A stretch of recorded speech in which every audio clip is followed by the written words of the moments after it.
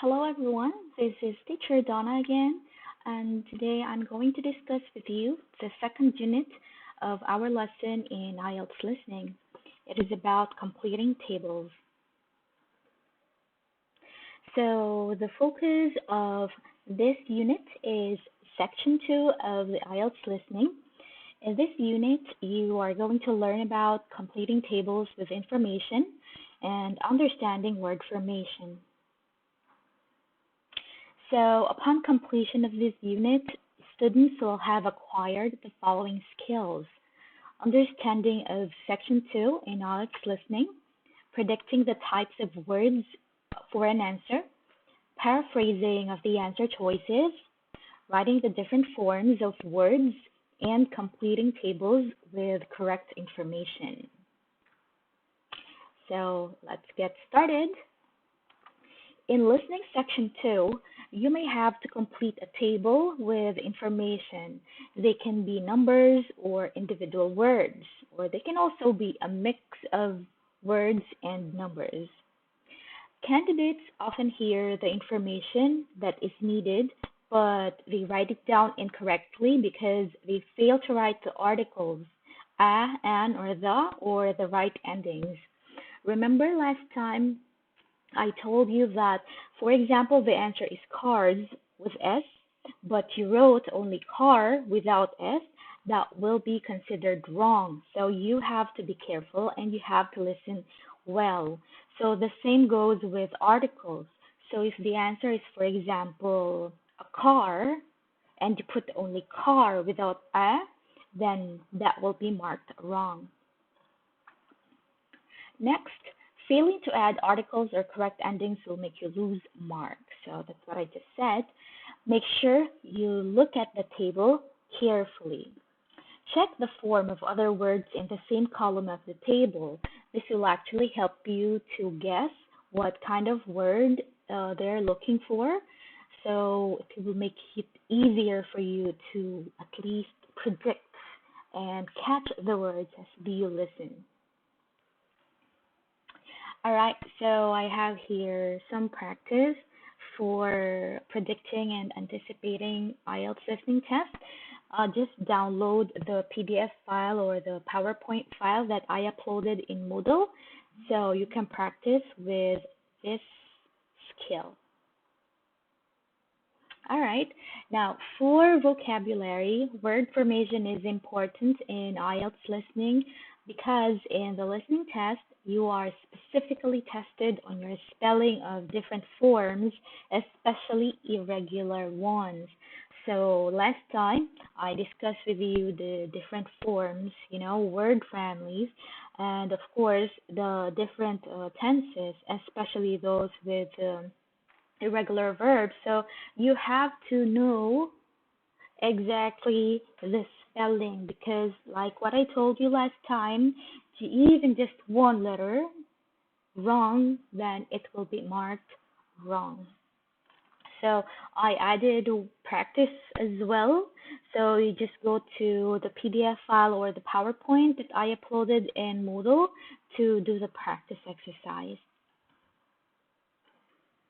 Now let's proceed in answering table completion questions because I told you that section 2 mostly is about table completion. So the first thing that you have to do, this is a must, you have to read the instructions carefully. So for an example, take a look at this question. Questions 1 to 10, complete the table below. Write one word and or a number for each answer. So what kind of answer is expected from you? What kind of answer is acceptable? So a one-word answer is acceptable.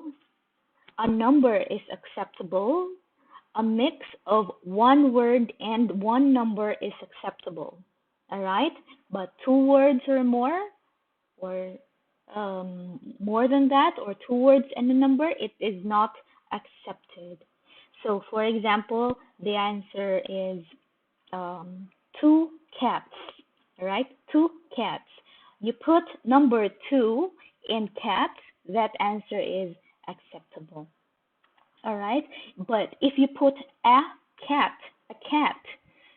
That is wrong. Why? Because it's asking for only one word and or a number. But a and cat, you have two words, then that will be marked wrong. Next, you have to understand the table. Tables are either oriented vertically or horizontally. Take a look at these two tables here. They have very similar content. The first one is in horizontal order, and the second table is in vertical order. So you have to take note of the numbering. All right? This is for question 1. This is for question 2. This is 3 and 4. So the column goes like this. All right? So station, the answers for 1, 3, and 4 here would be stations in different cities. Number 1, station in Tokyo. Number 3, station in Beijing. So perhaps we're looking for the number of stations, how many stations they have. For number 4, it is the number of stations in Seoul. All right. Now, what about for number 2? So take a look at the other items in the table. So for Tokyo, you have 3.35 billion. What does it mean? It means the number of passengers in Tokyo. Therefore, for number 2, what answer are you expecting? So you'll be expecting the number of passengers in Beijing. All right. Now let's take a look at the other order. This is the vertical order. Again, take note of the numbering. So this is 1, this is 2, this is 3, and this is 4. All right. So here, if you're going to take a look at this column, the column is arranged as per city. So the first one is Pyongyang City, and the second one is Seoul City. Now, your rows are telling you passengers, stations, and number of trains. So it's like the opposite of this one. So for number 1, what kind of information do you think you need to put here? It will be the number of stations in Pyongyang. What about in number 2? What kind of information do you think you have to put here? All right, so it's the number of trains in Pyongyang. What about number 3? Okay, so we're looking for the number of passengers in Seoul. And number 4, we're looking for the number of trains in Seoul. So you have to know how to read the table because it will actually help you a lot in completing the information on the given table. All right, so next you have to read the table, identify the questions, which will tell you when to move to the next question. Next, identify the type of words which are missing. We discussed this in the previous unit that you have to try to identify what kind of word is missing. Is it a number? Is it asking for a date? Is it asking for a number of people? Is it asking for rate? Is it asking for the name of the station? So you can actually predict that by looking at all the given information on the table. All right, so we have here some video lessons I embedded, and then practice for table completion. Again, you have to download the PDF and the PowerPoint or the PowerPoint presentation from our Moodle link to answer these ones.